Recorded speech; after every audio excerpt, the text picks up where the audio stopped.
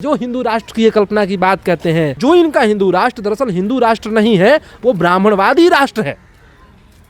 उसको यह स्थापित करने की दिशा में इस प्रयास को लेकर के इस ये लेकर के आए हैं। आपको इतनी ही अगर सूद पड़ी है उत्पीड़ितों की, तो श्रीलंका एक देश है जहां पे मुसलमान अल्पसंख्यक में है।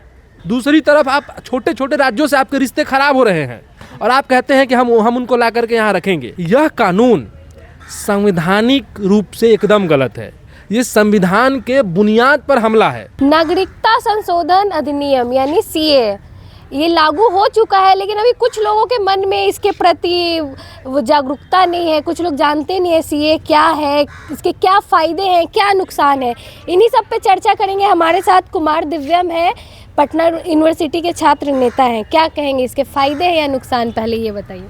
देखिए, सिटीजनशिप अमेंडमेंट एक्ट सीए जो साल 2019 के दिसंबर में दोनों सदनों से पारित किया गया था और उसके बाद कोरोना का हवाला दे करके जब उसके खिलाफ भारी विरोध हुआ, अलग अलग जगहों पे हमने देखा कि महिलाएं, देश के अलग अलग हिस्सों में अलग अलग उम्र, अलग अलग समुदाय के नागरिक, चाहे वो शाहीन बाग हो, चाहे पटना का सब्जी बाग हो, चाहे दिल्ली का जामिया विश्वविद्यालय हो, दिल्ली यूनिवर्सिटी हो, आपका JNU हो, इन तमाम विश्वविद्यालयों में जब भारी विरोध हुआ और आम जनता के द्वारा, तो सरकार ने उसको रोक दिया, उसको लागू करने से। और अब सरकार अधिसूचना लेकर के आई है। ठीक लोकसभा 2024 को जो आम चुनाव जो है, वो चुनाव जब होने वाला है, सवाल उठता है कि आखिर नागरिकता संशोधन विधेयक जो है सीए, इसको लाने की क्यों ज़रूरत पड़ी, इसको क्यों लाया गया है। कहा जा रहा है कि मतलब जो बाहर के 3 देश के जो हैं उनको यहाँ पे जगह मिलेगी, वहाँ से टॉर्चर सह के आ रहे हैं। ये जो लेकर के हमारा संस्कृति भी है अतिथि देवो भव। अतिथि देवो भव, लेकिन अतिथि सिलेक्टेड देवो भव नहीं है। अतिथि देवो भव मतलब कि सारे अतिथियों का हम सम्मान करें। ये सरकार इसमें तर्क दे रही है, भाजपा की जो सरकार है केंद्र में, जो खास करके बांग्लादेश, पाकिस्तान और अफगानिस्तान, इस 3 देश के जो वहाँ अल्पसंख्यक है, यानी मुस्लिम समुदाय को छोड़ करके तमाम गैर मुस्लिम जो लोग हैं उनको हम यहाँ ला करके नागरिकता देंगे। इस सब बात को देखिएगा तो ये पूरी तरीके से हिंदुस्तान के भीतर जो मुसलमान हैं उनके ऊपर मतलब उनको एक अलग थलग करने की कोशिश है। कैसे करने की कोशिश है, ये सवाल आप देख लीजिए कि आखिर ये लाने की क्यों ज़रूरत पड़ी। यह कानून संवैधानिक रूप से एकदम गलत है। ये संविधान के बुनियाद पर हमला है।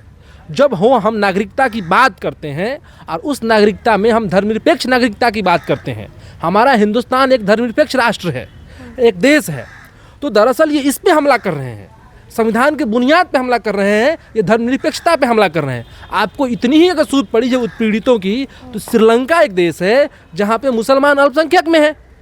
तो आप तो कहते हैं कि हमारे तमाम जो पड़ोसी राज्य हैं, दूसरी तरफ आप छोटे छोटे राज्यों से आपके रिश्ते खराब हो रहे हैं और आप कहते हैं कि हम उनको ला करके यहाँ रखेंगे।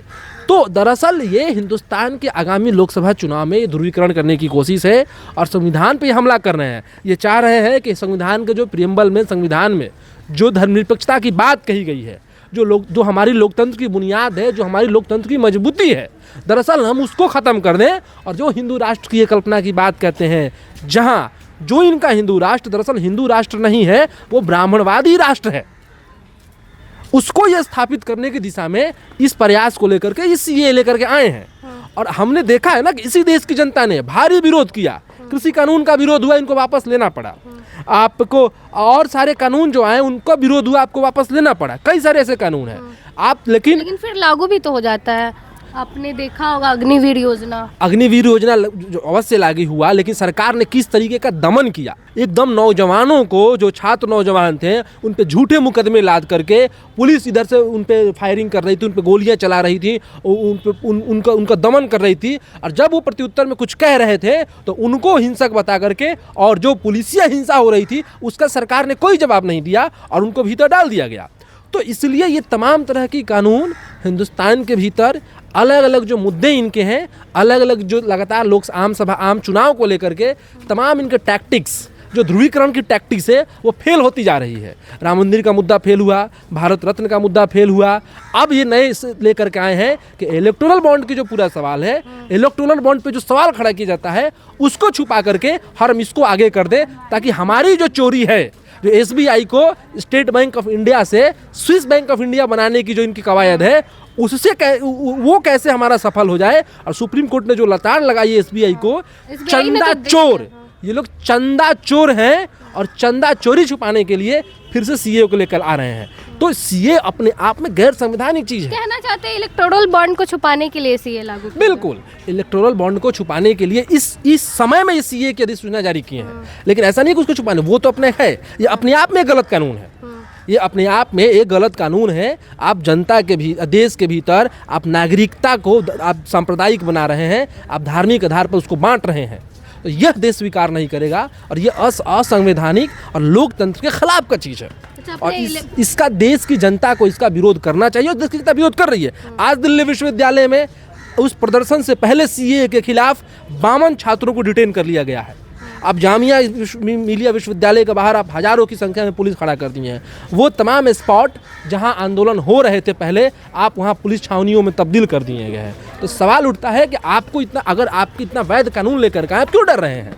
आप जनता के सवालों का सामना कीजिए, आप जनता को संतुष्ट कीजिए, लेकिन दरअसल आप कुछ और करना चाह रहे हैं। आप हिंदुस्तान के भीतर दंगे फैलाना चाह रहे हैं, जो आपका यही इतिहास रहा है। आप हिंदुस्तान के भीतर लोकतंत्र को एक जो तानाशाही में पूरी तरीके से बदल देना चाह रहे हैं। आपके जो न्यायालय में न्यायाधीश हैं, अब उनसे भी कोई उम्मीद नहीं बची है। वो लोग रिजाइन मार करके भाजपा ज्वाइन कर रहे हैं, तो वो एकाएक तो भाजपा ज्वाइन नहीं कर रहे हैं। इसके पहले उनके तमाम तरह के रिश्ते रहे होंगे, तमाम तरह की बातचीत रही होगी, जिसको वो अभिजीत गांगुली जो थे हाईकोर्ट के वकील, उन्होंने स्वीकारा। तो इस तरह की चीज़ें हैं और इसके खिलाफ देश की जनता लड़ रही है, लड़ेगी। अच्छा, एक इलेक्टोरल बॉन्ड का जो चंदा का राशि था, एसबीआई ने तो बता दिया, क्या लगता है 15 तक चुनाव आयोग उसको साझा करेगी? ये देखिए, सुप्रीम कोर्ट इस पूरे मसले पर जिस तरीके से सख्ती बरत रहा है, आप कहते, इन्होंने एसबीआई के ने कहा कि हमको 30 जून तक समय चाहिए, यानी एक ऐसा समय जब पास हो जाए पूरा आम चुनाव जो है, लोकसभा चुनाव वो ख़त्म हो जाए, उसके बाद करें। तो 15 तक जो डिस्प्ले करने की बात है, तो चुनाव आयुक्त ने ही रिजाइन कर दिया है। अब ये भी कह सकते हैं कि भाई चुनाव आयुक्त है ही नहीं, तो कैसे इसको जारी किया जाए? तो इस चुनाव आयुक्त ये अपने आप एक बड़ा पर्दाफाश है। तो अब देखिए कि इसके बीच में ये कुछ नया टैक्टिस लेकर के आएंगे, फिर कुछ नए हलफनामे डालेंगे। देश का सबसे बड़ा घोटाला होगा ये। बिल्कुल घोटाला है भाई, देश का सबसे बड़ा घोटाला है। आप मतलब एक ऐसी नियम लेकर के आ रहे हैं कि जनता को, हिंदुस्तान के नागरिकों को पता ही नहीं चल रहा है आप कहां से पैसे लेकर के आ रहे हैं, और आप ये दम भर रहे हैं कि हमारे भीतर कोई भ्रष्टाचार नहीं है। आप उस किसी भी भ्रष्टाचार जो मुद्दे आए और इस तरह के मुद्दों पे आप चर्चा ही नहीं कर रहे हैं, आप इसकी जांच ही नहीं करवा रहे हैं। तो जांच ही नहीं होगी तो कहाँ से भ्रष्टाचार निकलेगा? तो ये तो बिल्कुल है कि ये हिंदुस्तान के इतिहास का सबसे बड़ा घोटाला होगा इलेक्टोरल बॉन्ड। चलिए 15 तारीख तक सुप्रीम कोर्ट ने कहा है चुनाव आयोग को जो भी इलेक्टोरल बोर्ड में चंदा आई है उसकी जानकारी साझा करें। साथ ही सीए पे भी हमने बातचीत की। आप भी अपनी प्रतिक्रिया कमेंट बॉक्स में ज़रूर दें। धन्यवाद।